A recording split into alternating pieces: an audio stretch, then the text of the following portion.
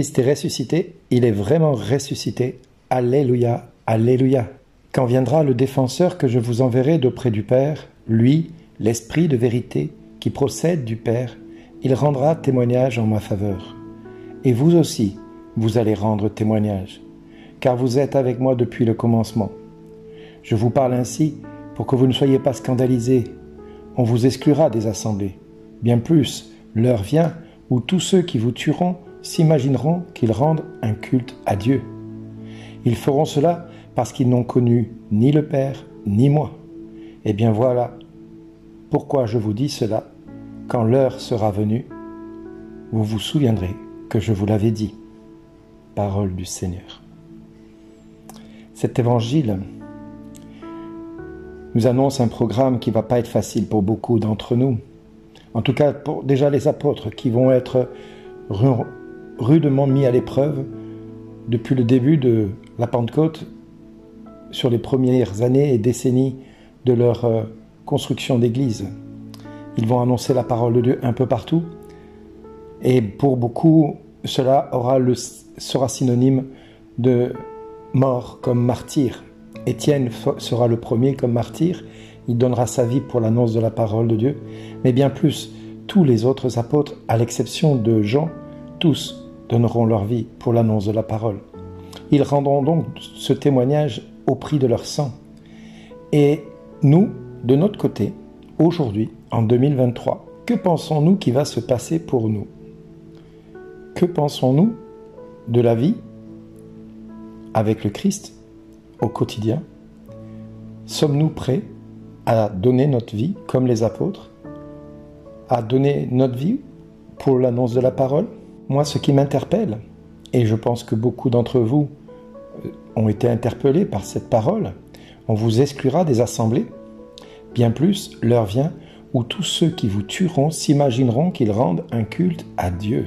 Nous voyons là que l'annonce de la parole ne sera pas facile auprès de ceux qui sont croyants. Et ceux qui sont croyants sont ceux qui vont, pour la plupart, être ennemis de l'annonce de la parole de Dieu. Nous nous attendons toujours à voir la persécution comme le monde païen qui nous attaque, qui nous veut du tort.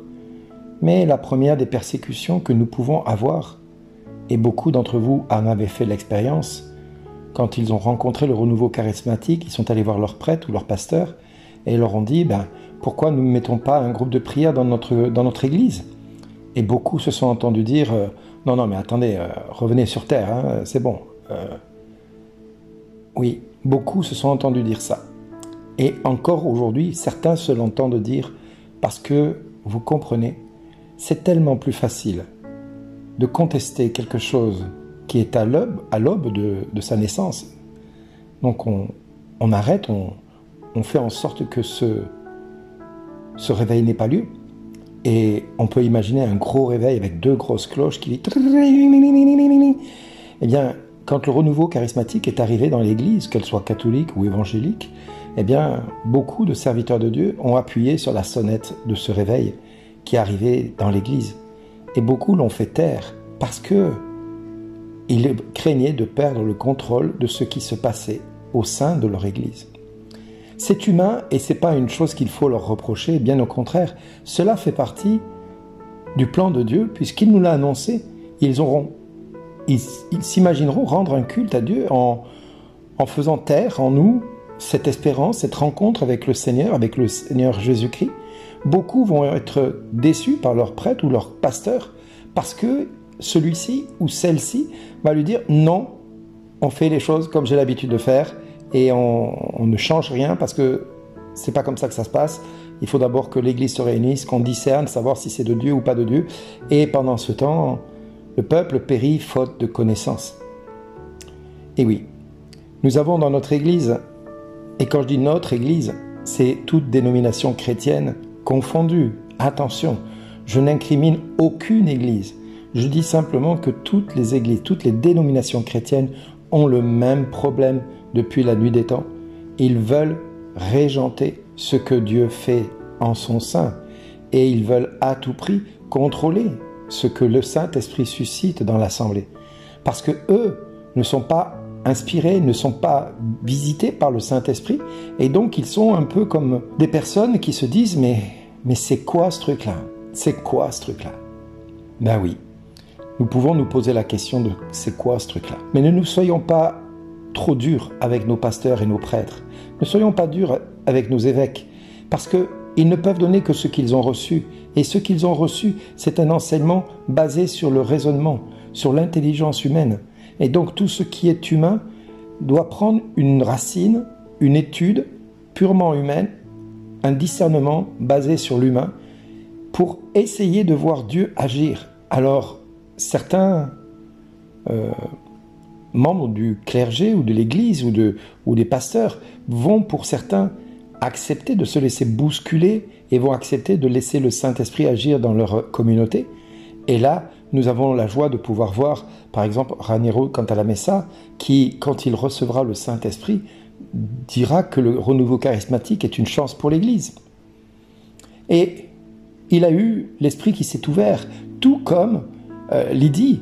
Lydie qui était vraiment une femme une négociante, une femme riche qui travaillait sur les étoffes de pourpre et qui adorait Dieu. Mais voilà, elle n'avait pas reçu la révélation. Et quand Paul a parlé, le Seigneur a ouvert l'esprit de cette femme, Lydie, et elle s'est rendue attentive à ce que Paul disait. Et en écoutant ce que Paul disait, elle a demandé le baptême. Et par la suite, tous les gens de sa maison, y compris elle, reçurent le baptême du Saint-Esprit, furent baptisés, et elle adressa une invitation en bon uniforme pour accueillir Paul dans sa maison, que Paul dira, c'est ainsi qu'elle nous a forcé la main. Oui, parce que Paul, quelque part, ne savait pas trop où aller, parce qu'il était assis au bord d'un chemin, et il s'est mis à discuter avec des femmes qui étaient réunies là, qui étaient entre elles. Ils étaient assis, ils ne savaient pas trop quoi faire. Eh bien, le Seigneur a utilisé ces femmes pour manifester sa gloire dans cette ville de Thyatire, où vraiment le Seigneur a montré son amour pour cette femme et toute sa famille et les gens de sa maison. Alors, frères et sœurs, aujourd'hui, prions pour nos responsables d'Église, qu'ils aient à cœur de se laisser modeler par le Saint-Esprit, qu'ils aient à cœur d'accueillir le Saint-Esprit pour que, à la suite de tous les psalmistes, ils se mettent à chanter au Seigneur un chant nouveau, qu'ils se mettent à louer le Seigneur dans l'assemblée et ses fidèles, qu'en Israël, que ce soit la joie pour tout le Créateur, que dans Sion, ce soit l'allégresse pour son roi.